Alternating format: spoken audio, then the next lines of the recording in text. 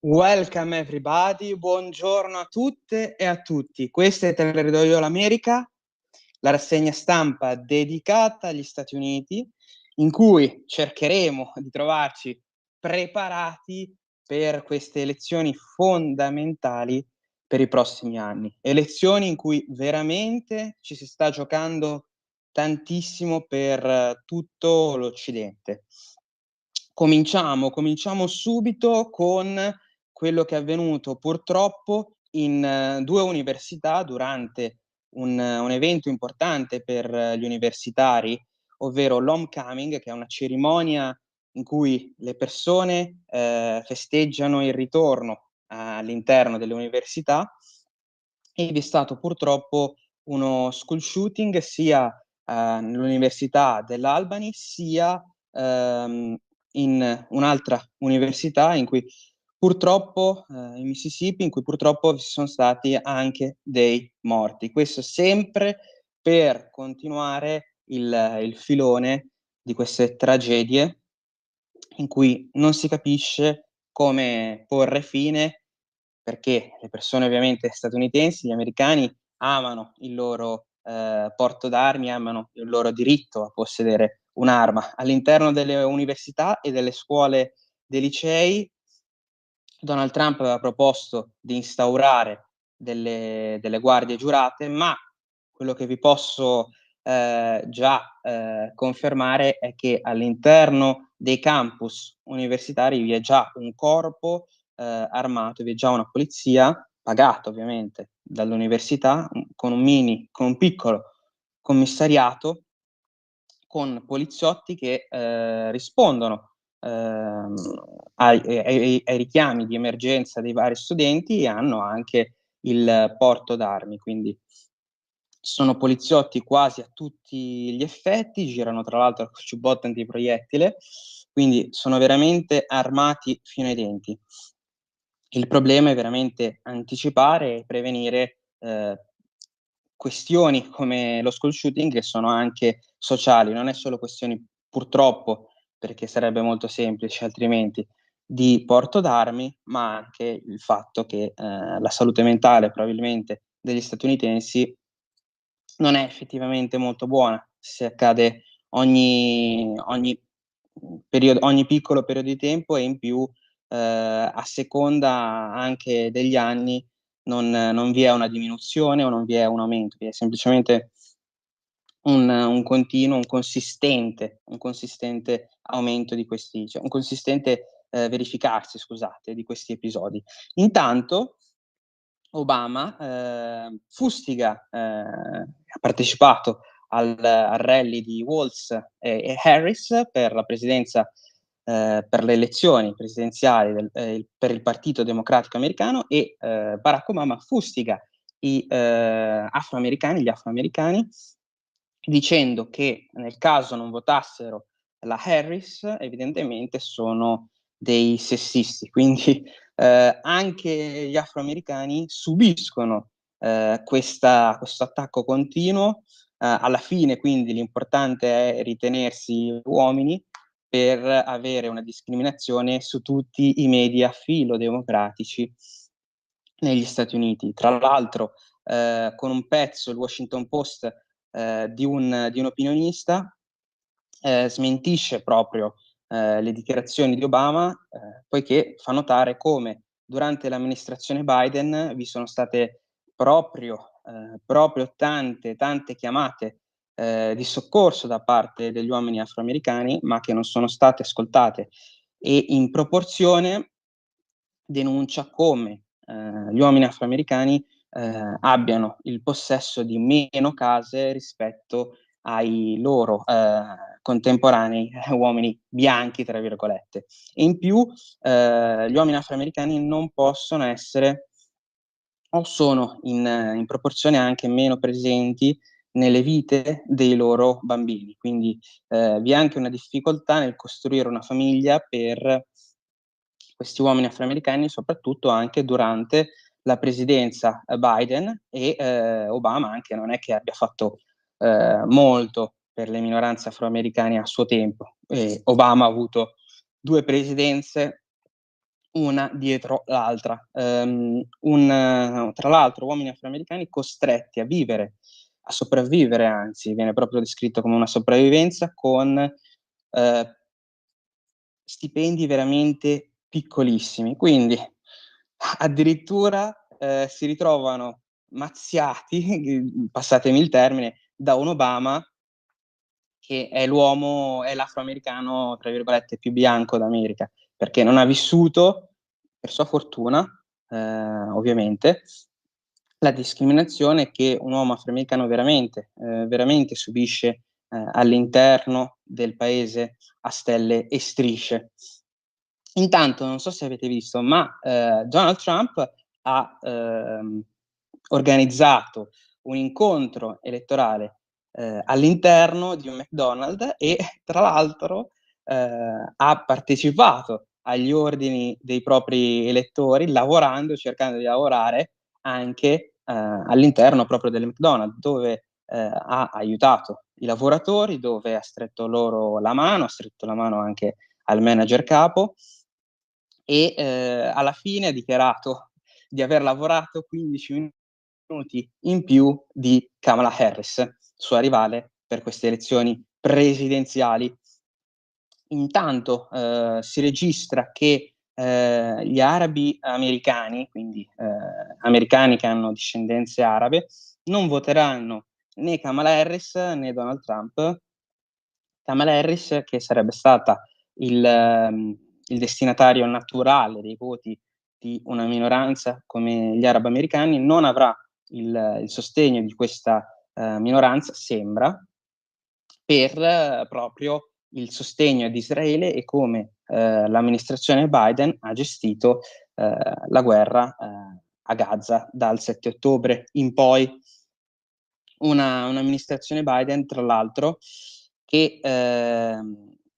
subisce anche,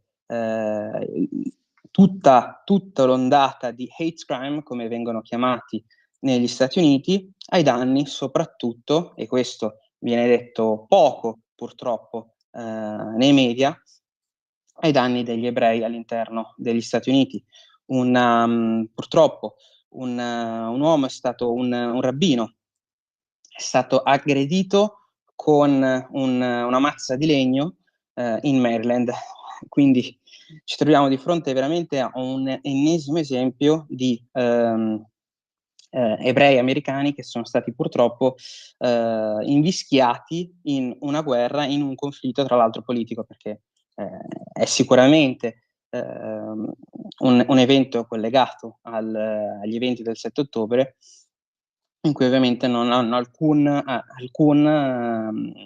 colpa e alcun coinvolgimento. Purtroppo, l'uomo di 47 anni è stato trovato, ferito, ma, alla fine con delle cure all'ospedale è riuscito poi a, proseguire con la propria vita di tutti i giorni. Andando, nel settore, degli aerei, Boeing continua, a subire, diciamo lo sciopero dei propri lavoratori che secondo me giustamente stanno protestando dal 13 settembre anche per i stipendi, anche per i propri contratti, anche per una Boeing che è molto, molto, molto oscura per quanto riguarda anche le proprie procedure di sicurezza. Quindi i lavoratori si trovano, secondo me, in una posizione in cui devono essere appoggiati, vogliono, la pensione, vogliono avere una sicurezza per quanto riguarda la loro pensione, perché negli Stati Uniti dipende molto dall'azienda che ti paga, non solo per lo stipendio ovviamente, ma il fondo pensionistico dipende tantissimo dall'azienda che ti paga e in più, il Boeing si trova in una situazione in cui vuole, eliminare il 10% della propria forza lavoro. Quindi si parla di una multinazionale molto scura che ha avuto, ricorderete, ne abbiam parlato anche in questa rubrica, gli informatori, i whistleblower che hanno fatto notare come il loro sistema di sicurezza sia insufficiente e, questi signori purtroppo hanno fatto anche una brutta fine. Invece Lufthansa ha dichiarato di essere favorevole a pagare una penale di $4 milioni per aver dato problemi a circa 120 passeggeri, 128 passeggeri ebrei, quindi una compagnia tedesca ha dato problemi a 128 passeggeri ebrei in un connecting flight, quindi in una connessione, in un secondo volo che partiva poi da Francoforte. Ci si trova quindi in una situazione in cui questi 128 ebrei, tra l'altro, erano vestiti con abbigliamenti ortodossi, quindi ebrei ortodossi, quindi era facile identificare la loro religione. Un ennesimo quindi caso, questo anche per continuare, quanto la discriminazione verso gli ebrei negli Stati Uniti sia ormai, negli Stati Uniti e non, sia ormai veramente, veramente liberalizzata, tra virgolette. Intanto Donald Trump ha dichiarato che in caso di invasione da parte della Cina o comunque di un comportamento aggressivo da parte dello Stato cinese nei confronti di Taiwan, Donald Trump ha dichiarato che farà pagare delle sanzioni fortissime allo Stato cinese. In più parla proprio di sanzioni, di tariffe dal 150 al 200% rispetto a quelle che hanno in questo momento, tra l'altro negoziate dallo stesso Donald Trump e continuate dall'amministrazione Biden. Quindi veramente la Cina è vista come un avversario, non erano solo deliri di Donald Trump, ricorderete, durante la sua campagna elettorale, durante la sua prima campagna elettorale, in cui proprio evidenziava quanto la Cina fosse un ostacolo, un nemico per gli Stati Uniti. Donald Trump ha dichiarato, tra l'altro, che se anche avesse parlato con Putin, in realtà è una cosa intelligente da fare, essendo tra l'altro Putin un presidente di una superpotenza mondiale. Ha detto tra l'altro che è molto importante quindi continuare le relazioni con un presidente tanto importante. Donald Trump, continuiamo con le sue dichiarazioni, anche perché si parla di tematiche che riguardano anche in piccola parte noi europei, perché Tim Cook, l'amministratore delegato di Apple, a quanto dice Donald Trump, lo ha chiamato in questi giorni dichiarando di essere preoccupato per quanto riguarda l'Unione Europea, perché l'Unione Europea ha multato Apple per 15 miliardi e ulteriori 2 miliardi probabilmente saranno ancora addebitati alla compagnia di Cupertino. Quindi Donald Trump ha dichiarato che Tim Cook non si deve preoccupare perché in caso egli venga rieletto come presidente degli Stati Uniti, lotterà anche per le multinazionali che producono anche in minima parte negli Stati Uniti e lotterà per la loro salvaguardia, per i loro diritti. Quindi un Donald Trump a tutto tondo a favore del popolo americano, anche quando si tratta di big corporation, no? Di grandi multinazionali. Un Donald Trump, tra l'altro, che deve fronteggiare quindi Kamala Harris in queste elezioni, una Kamala Harris che è stata intervistata da Fox News finalmente e sono riuscito anche a trovare delle informazioni su questa intervista, nel senso che sono riuscito a trovare un fact-checking finalmente molto, molto, molto interessante. Infatti la Harris parla di un'amministrazione Trump che permetteva il cambiamento di genere per detenuti, ma che durante la sua presidenza in realtà non è avvenuta nessuno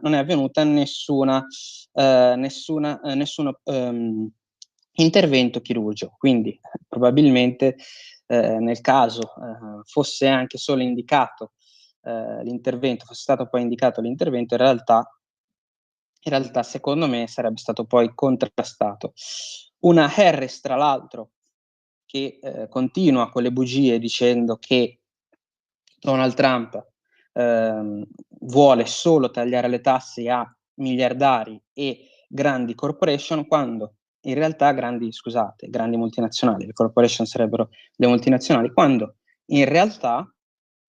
Donald Trump vuole anche effettuare tagli che che sarebbero a beneficio di tanti altri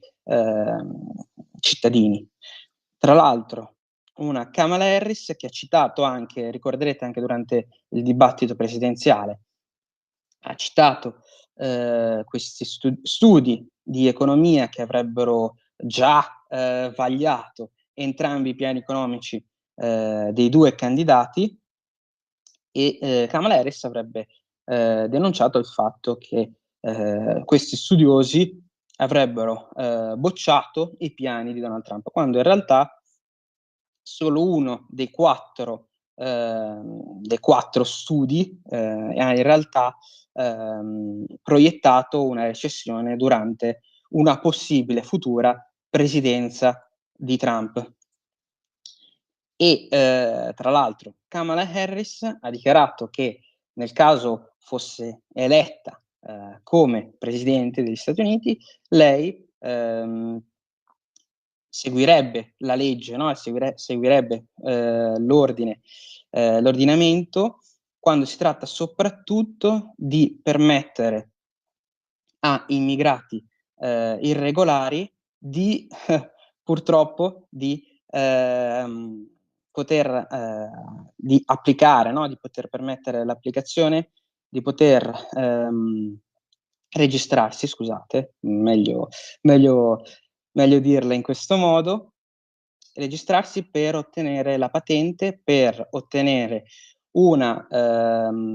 borsa di studio per le università, che ricordiamo negli Stati Uniti, anche quelle federali, quindi anche quelle statali, hanno un costo di decine di migliaia di dollari per semestre, e permetterebbe anche questi piani per questi immigrati regolari anche di avere una free healthcare, quindi di avere un'assicurazione sanitaria gratuita. Una Kamala Harris che ha dichiarato quindi da presidente che in realtà non vorrebbe che quindi questi immigrati irregolari potessero registrarsi per ottenere la patente, per qualificarsi, per avere una borsa di studio e per avere una assicurazione sanitaria gratuita, ma che in realtà sono tutte posizioni che lei in passato ha evidentemente in maniera evidente supportato. Quindi parliamo di una Kamala Harris che ancora una volta mente sapendo di mentire, senza che vi sia tra l'altro una uno sbugiardamento a mezzo stampa, come cercano di fare per quanto riguarda Donald Trump per ogni possibile dichiarazione. Andando avanti, sempre con questa sfilza di notizie direttamente dagli Stati Uniti, siamo anche di fronte a una marina militare americana che è stata denunciata come in difficoltà, nel senso che purtroppo per gli americani ovviamente, le navi da guerra sembra che siano vetuste, sembra che siano da "rottamare" tra virgolette. Gli americani che sono sempre stati fieri di avere il meglio a disposizione, si trovano quindi per una volta in difficoltà. Per quanto riguarda ovviamente una minima difficoltà, però si tratta comunque di una mancanza per quanto riguarda la Marina militare che sorvegliava il mare di fronte alle coste di Gaza. Tra l'altro, tornando al discorso della Cina, che deve essere considerato un nemico perlomeno economico per quanto riguarda gli Stati Uniti, le famiglie che hanno avuto delle vittime per quanto riguarda il fentanyl, che è una droga potentissima, ne avevamo parlato tra l'altro su queste frequenze con la rassegna stampa con Pier Vittorio Scimia. Fentanyl che sta invadendo le strade degli Stati Uniti è una droga che che ha bisogno di una piccola quantità per poter mettere fine purtroppo alla vita di una persona, con arresti cardiaci, e ha portato a veramente un consumo della droga all'aperto. Vi era già ovviamente in alcune parti degradate degli Stati Uniti, ma il fentanyl e l'introduzione del fentanyl all'interno delle città americane